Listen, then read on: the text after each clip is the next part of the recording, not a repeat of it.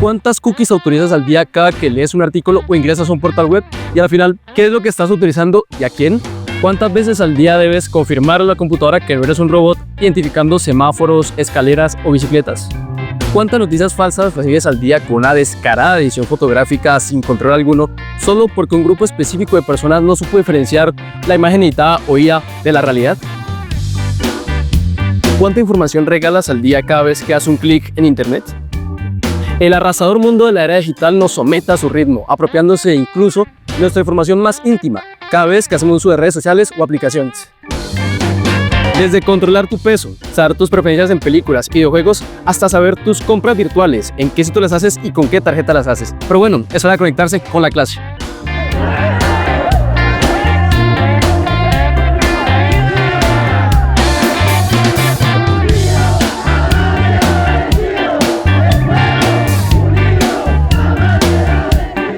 Hola, soy Laura Rubio y hoy estamos en La Clase. Me acompaña el profesor Francisco Tolosa. Y el tema será Internet, dominación y resistencia. Para esto nos acompañará quien es más conocido como el Feo, el creador de la Filmoteca Maldita. ¿Qué pasa, Peña? ¿Qué tal? Bienvenido. Una pregunta que todos nos hacemos. ¿A cómo funcionan esos algoritmos y qué significa para una generación como la actual, nacida en el siglo XXI, que ha crecido en medio del algoritmo? ¿Qué les cambia la vida? Wow, es una pregunta muy difícil, porque creo que es lo que todos queremos, todos los creadores de contenido es lo que queremos saber, cómo funciona el algoritmo.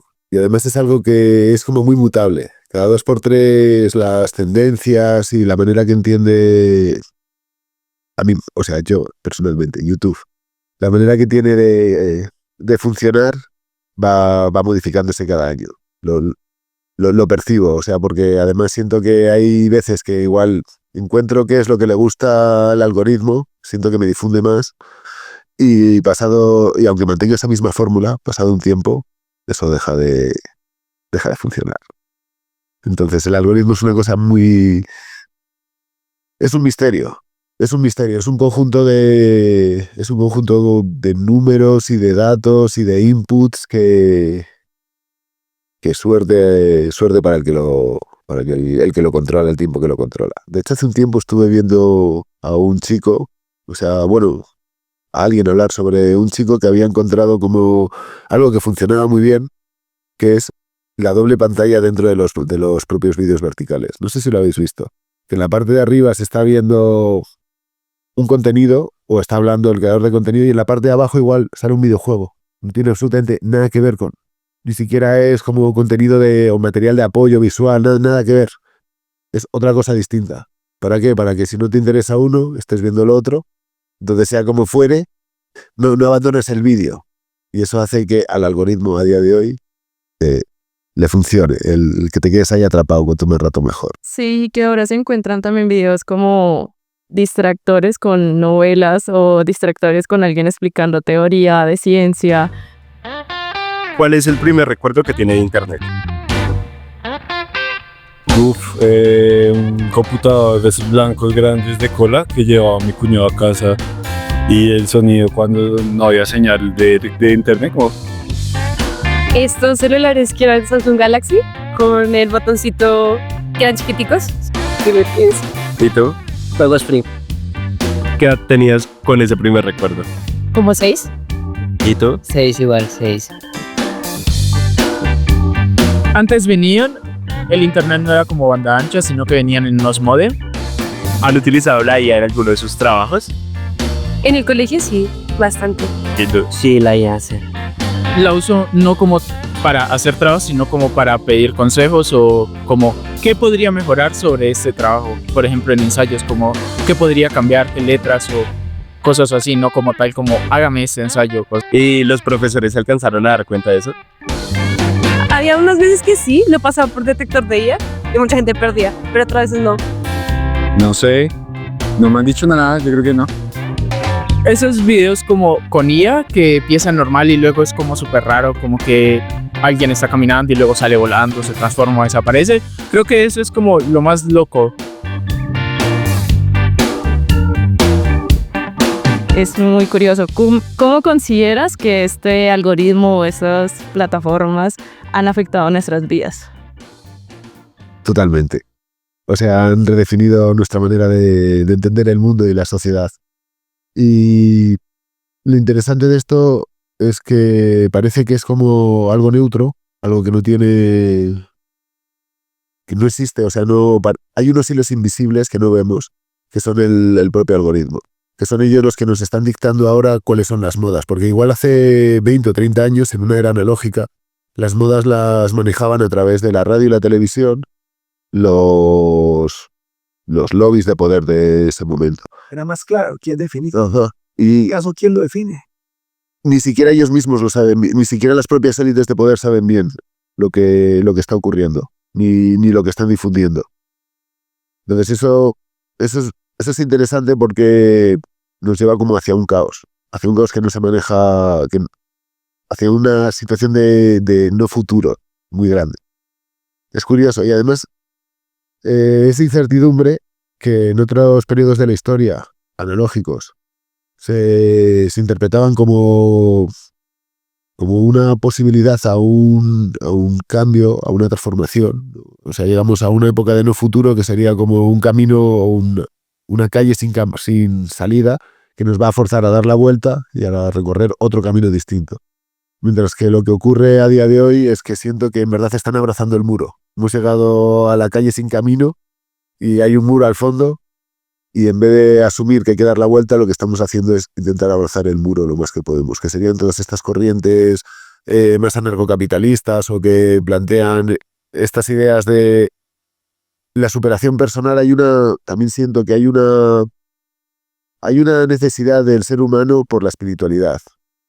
Y esa espiritualidad se ha cubierto a través de las religiones durante mucho tiempo y a día de hoy siento que lo que se está cubriendo a través de esas filosofías New Age, que ya no tiene tanto que ver con esa imagen de Dios, pero sí tiene que ver con un despertar personal e individual. Mental. Ajá, que al final acaba teniendo un utilitarismo muy incel que consiste en conquistar mujeres. Detrás de toda esa superación personal es, al final, porque cuando estoy en Twitter lo veo mucho, ¿no? Y son hilos que es 8 secretos para qué le debes de preguntar a una mujer para conquistarla o para saber profundamente quién es o si va a ser una buena mujer para ti. ¿Me explico? Entonces, al final, detrás de todas esas cosas de superación personal existe un vacío individual muy grande. Claro, y Sí. que ahora encontramos como tendencias en las que utilizan términos de desarrollo del lóbulo prefrontal, porque un hombre se ve más masculino, una mujer se ve más femenina. Venden cursos para desarrollar energía femenina, masculina. Y pues frente a estas ideologías también de racismo, sexismo, de los incels, ¿qué relación, o sea, encuentras una relación directa entre las ideas supuestamente viejas y como la sociedad hiperconectada en la que vivimos? Es que creo que esto te lo podría relacionar también con el algoritmo, ¿no? Con lo que estábamos hablando hace un momento. Al final, bueno, después hablaremos más de todo, de las redes sociales y todo esto. Pero uno de los objetivos de estas redes sociales es, al fin y al cabo, que pases el mayor tiempo posible en esa red social. Porque el objetivo final es cosechar datos. Entonces, cuanto más tiempo tú pases ahí, más información de ti van a tener. O sea, hay algo que es como muy paradigmático y es muy simple, pero que nos sirve para entender muy bien qué es lo que ha ocurrido y qué es las transformaciones sociales que se están dando sin que seamos muy conscientes. Entonces, creo que esa piedra filosofal sería la barra de búsqueda de Google. Parece una chorrada, pero la barra de búsqueda de Google es lo que está definiendo el siglo XXI. ¿Qué hay detrás? Insisto, ¿no? Unos hablan de capitalismo y vigilancia, otros hablan de tecnofeudalismo, hay quienes hablan de tecnocapitalismo. Aquí nos iban a vender la idea más barata todavía de la sociedad del conocimiento y que el problema es el emprendimiento, la innovación, pero en las denominadas Big Tech, ¿cierto? Ahí hay un poder muy, muy particular y hay unas transformaciones importantes tanto para la juventud como para el conjunto de la sociedad. ¿Qué hay detrás? ¿Qué hay detrás? de esas Big Techs? ¿Quiénes ¿Qué- son? O sea, es una muy buena pregunta porque al fin no se sabe bien quién está detrás de las Big Tech. Porque lo que han hecho, lo que han conseguido es difuminar la idea del poder. Es mucho más difícil atacar a una cabeza o a un ente si no sabes quién es. Si está difuminado a través de, yo qué sé, de un consejo de accionistas anónimos. Es mucho más difícil entender, o sea, es mucho más difícil visibilizar o señalar quiénes son los enemigos. Es lo que ocurre con el chico este que asesinó al CEO este de una En Estados aseguradora. Unidos. ¿Qué más da que haya asesinado al CEO? Porque al día siguiente van a poner a otro CEO exactamente igual. Entonces, el poder ha aprendido a volverse más líquido, a menearse más entre las sombras, en el anonimato. Entonces es mucho más difícil saber quiénes están detrás de las Big Tech. Y además me he dado cuenta de que es una forma de poder muy nihilista. Porque estamos acostumbrados. En el último vídeo que estrené, en el de la chicha, lo menciono, hablando de Foucault, ¿no? Menciono cómo Foucault habla se pasa de un poder soberano en el que lo importante es demostrar que tú eres el señor y que tienes el poder sobre la vida de las personas, a reflexionar y decir, voy a sacar rentabilidad de estos tipos. O sea, que el tener el control de la vida de estas personas está bien, pero puedo mercantilizar esto, ¿me explico? Puedo sacar beneficio de esto. Y siento que lo que está ocurriendo ahora es que han dicho, ¿sabes qué? Lo importante es que yo esté en un yate. No había un control pues, como el de la fábrica del siglo XIX, pero sí hay un control sobre los datos. Ajá, eso es. Ahí sí quisiera escuchar tu opinión frente a qué hay en este proceso, qué se mercantiliza, los datos, las personas, ¿de dónde viene ese poderío? ¿De la economía o de dónde? Voy a continuar con lo que estaba, para poder entenderlo todo esto bien, creo que voy a continuar con lo que se estaba mencionando del buscador, ¿no?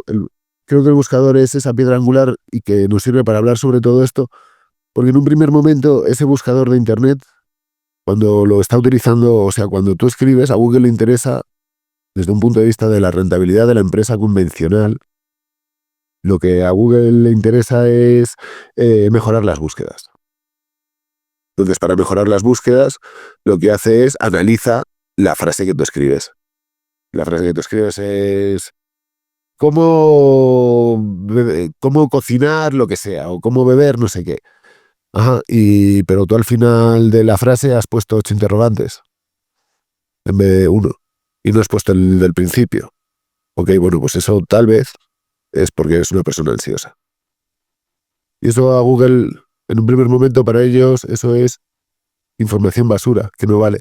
Y si has cogido y beber, lo has escrito en vez de las 2 con B, una con V, o las 2 con V, o has puesto vecino en vez de vecino con C, con S, va a entender Google, va a asimilar que igual no eres una persona con estudios. O que no vienes o que no has llegado al mundo universitario. Y en ese primer momento, todas estas cosas que son como datos random, por ahí, están sueltos que son errores de tipeo, o un error de tipeo, que has puesto en vez de recreo, reo, o me explico, al revés. Y eso igual indica que estás como con prisa, ¿no? Pues todas esas cosas que en un primer momento son datos residuales, se entiende a largo plazo que eso es útil para saber qué tipo de persona es la que está tipeando, la que está escribiendo ahí detrás. Y esos datos residuales que en un primer momento no valen nada, que son 3 interrogantes al final, de repente se dan cuenta que sirven porque esa persona es ansiosa, sé que tal vez le pueda vender este videojuego. Y esta otra persona es universitaria y entonces le voy a poner ahí unos libros de Amazon, le voy a poner ¿sabes? Una entrada a la ópera, Entonces descubren así que a través de esos datos pueden predecir y pueden vender, que es el objetivo al final del capitalismo, vender. Y es ahí donde surge esa idea de cuanto más tiempo pases en una red social, más datos voy a granjear de ti, más beneficio voy a tener. Y es en ese momento donde se transforman las redes sociales, porque si pensamos las redes sociales en un primer momento, cuando se crean, son muy útiles para las personas. Porque Facebook, por ejemplo, sirve para las revueltas árabes. Twitter nos sirvió para organizarnos en el 15M y para la comunicación y para la información internacional. Y yo me acuerdo en ese Twitter del año 2011 que si yo seguía a 100 personas, lo que aparecía en mi feed era lo que habían escrito esas 100 personas. Me explico, que era lo que a mí me interesaba, saber lo que escriben y lo que piensan. Pero a día de hoy, desde hace unos cuantos años, ese feed, de cuando tú entras en Twitter o en Instagram, se ha vuelto una cosa muy caótica. Porque ya no solo es lo que publican esas personas, es a lo que le da me gusta, a lo que ha escrito mensaje, a lo que le ha dado retweet, a lo que ha interactuado, a lo que un montón de cosas Sí. que ya no es y es simplemente ruido. Y para esto tengo un experimento que es muy interesante, que es un experimento que se hizo en los años 70 o en los años 80, no sé cuándo bien, con palomas. No sé si conoces el experimento. Y era un experimento en el que a la paloma tenía un botón y tocaba el botón. Y cuando tocaba el botón, salía un granito de maíz y se comía el granito de maíz. Y a la cuarta vez que lo había hecho, ya estaba saciada. Ya no quería más granitos de maíz y se piraba con su vida. Pero ¿qué ocurre cuando a la paloma, cuando toca el botoncito, se lo pones en modo random? Y ahora se lo tocas y salen 3 maíces. Y ahora lo toca y no sale ninguno. Y ahora lo toca y sale 1. Y ahora lo toca y salen 5. Pues ¿sabes qué es lo que hace esa paloma? Que no se mueve de ahí en todo el día. Nosotros. No se mueve ahí, ¿por qué? Porque tiene que entender la lógica de eso. Y no tiene una lógica. Entonces va a seguir dando al botón. Pa. Y la tienes atrapada. Y lo que al principio la paloma era, ok, pum, pum, pum, ¿cómo? Me piro. De repente es pum. Qué raro. Pum, joder. Y la tienen atrapada. Y entonces se queda atrapado en el sitio. Así es como funcionan las redes sociales. Bajo esa misma lógica de lo random. Y es lo que ocurre, en plan de... a todo el mundo se lo preguntas. De tus 8 últimos reels, ¿cuántos recuerdas? 1. ¿Por qué? Porque los otros 7 han sido ruido. Pero luego reflexiono sobre esto y en verdad no son ruido. En verdad lo que ocurre con esos 7 reels es que son pruebas que está haciendo el sistema de por dónde atraparte. Y por dónde atraparte. ¿Le gustan los gatitos? ¿Le gustan los perros? ¿Le gustan las cosas ultranacionalistas? Pues mira, entre esas 3 de repente ha habido 2 cosas inocentes, pero las cosas ultranacionalistas es ideología. Y es que ¿Me explico? Entonces, pam, pim, pum, y va creando... que igual no te gustan las cosas ultranacionalistas, pero después de ponerte 8 vídeos te voy a naturalizar que es ultranacionalismo, forma parte de la identidad. O te voy a coger un vídeo de alguien diciendo 4 tonterías sobre lo que sea y te lo voy a... ¿sabes? Sí, nos saturamos en realidad el algoritmo cuando uno empieza y scrollea y yo miro y llevo 4 horas. ¿Sabes qué es un algoritmo? Sí, es el algoritmo de internet, es lo que como que se estudia y te recomienda algo a partir de tus gustos y todo lo que he estudiado, ¿no? Sí, es como a base de nuestros gustos, como que el algoritmo va como formándose para mostrarnos más cosas que nos gusten. Por ejemplo, en TikTok, que es como lo que más experiencia o lo que más he usado hoy en día, y como si me gustan los gatos y le doy me gusta el video, lo comparto, comento, entonces el algoritmo se va a ir como nutriendo. Como que yo estaba hablando algo, pensando en algo y se aparece como en internet de la nada y que uno siente que lo están como espiando. Sí. Ya sea como, me gustaría ir a X lugar y como que de la nada empiezan como, vuelos a este lugar o recomendaciones o videos acerca de eso y es como, me andan espiando. ¿Cuándo fue la primera vez que te atrapaste scrolleando? ¿Cuándo fue la primera vez que me atrapé scrolleando? Buena pregunta. Pues la verdad es que hace no mucho. Hará como máximo 2 años así, porque ya me habían hablado de lo peligroso que es y yo simplemente utilizaba las redes sociales para pelear, Twitter para pelear y en Instagram para publicar chorradas. Y casi nunca me metía a scrollear y a lo más me entraba, miraba 2 o 3 minutos y pasaba de ello porque ¿sabes? Con autocontrol. Y realmente hace un año o hace un par de años estaba con mi hermano comiendo y pusimos eso en los reels. En vez de vernos un vídeo, que normalmente nos ponemos un vídeo de alguna peliculita o yo qué sé, algún vídeo de YouTube, algo así. Nos pusimos a ver vídeos que iba pasando, scrolleando, pum, pum, pum. Y terminamos de comer y nos dio como otra hora y media más. Nos quedamos ahí atrapadísimos en esa historia. Y ahí descubrí lo peligroso que era. Y es terrible como esta saturación de datos impresionante, obsesiva.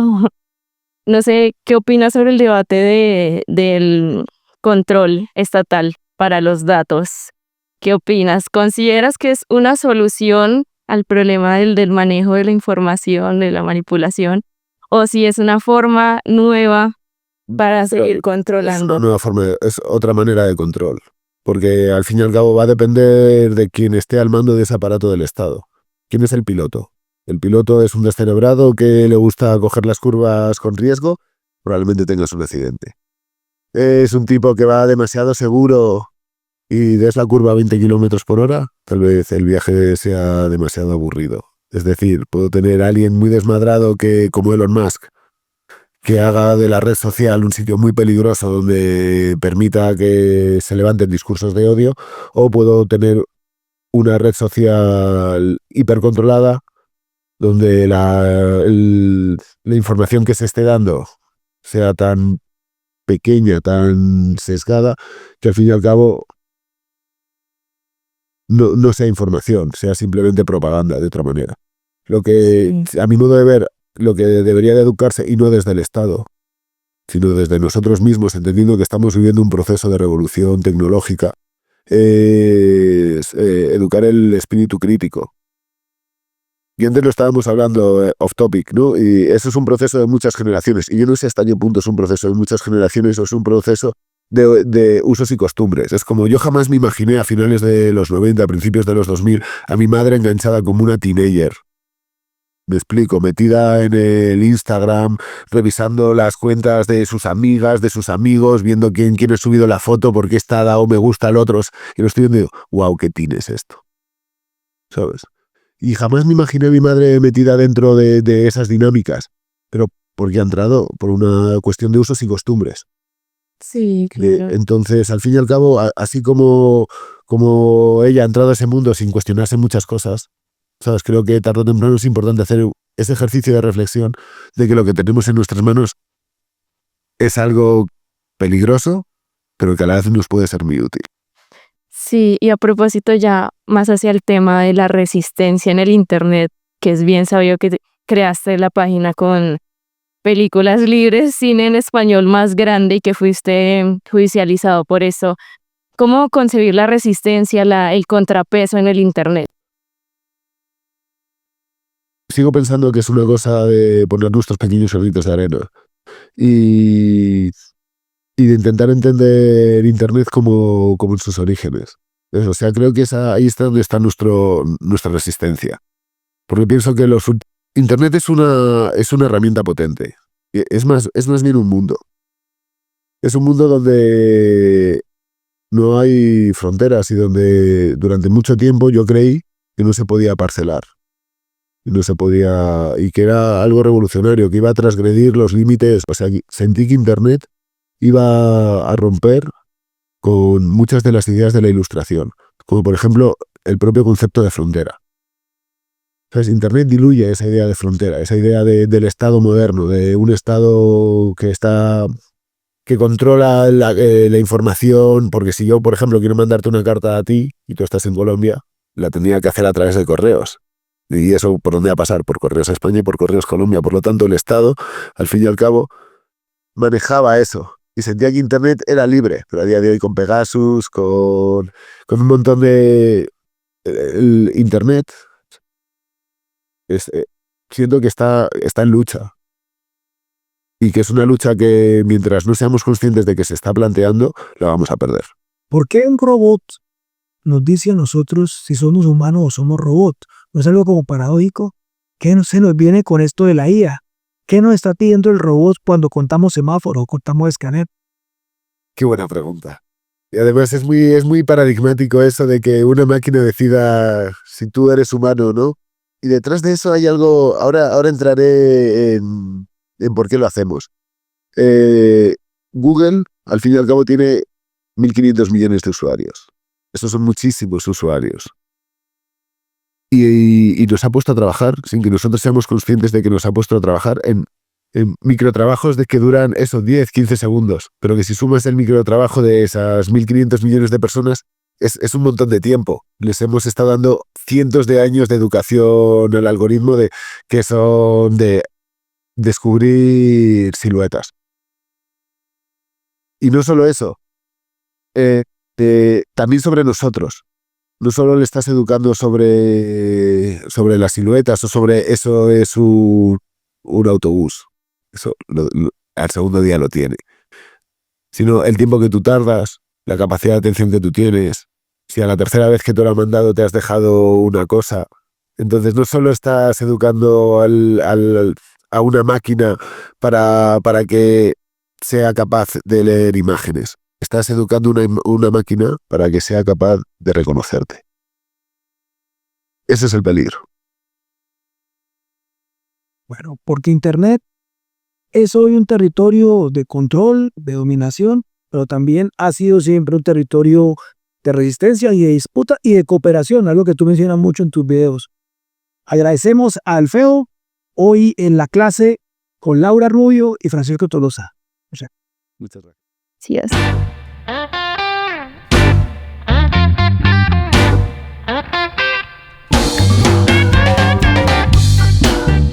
Cuando en mi generación se estrenó Matrix, jamás imaginábamos lo cerca que se nos venía esta distopía. Un mundo virtualizado que parece superponerse a lo material, donde todo lo humano queda relegado a un segundo plano. Lo que nos recuerda a la venta de una felicidad prefabricada que no están favoreciendo a las máquinas como en la ciencia ficción, sino los grandes capitales que controlan la humanidad, pero ahora con nuevas formas.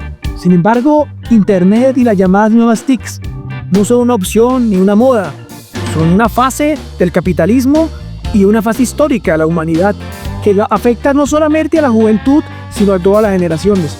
Hoy, la cotidianidad entre adolescentes y mayores pasa por explicar memes o por descifrar qué imágenes corresponden a la IA y cuáles no, sean estas gatitos trabajando o montajes políticos. Hoy vivimos en una realidad hiperconectada. El algoritmo, las Big Tech, los ejércitos de bots e inserts son patrones de comportamiento repetitivos y normalizados, así como el desvanecimiento de cualquier privacidad ante el control de nuestros datos. Pero así como hay nuevas cadenas digitales, también hay nuevas formas de lucha y resistencia en la web. El software libre, la democratización del conocimiento, la pugna por la conectividad gratuita para todos y todas son parte de los debates que están sobre la mesa. En fin, supuestamente a las nuevas generaciones les toca salvar el Internet, pero lo realmente importante es que recuperemos las tecnologías como un bien común, que nos apropiemos y las subvirtamos, porque hoy la lucha no es solo fuera de la Matrix, sino también dentro. Únete a la clase.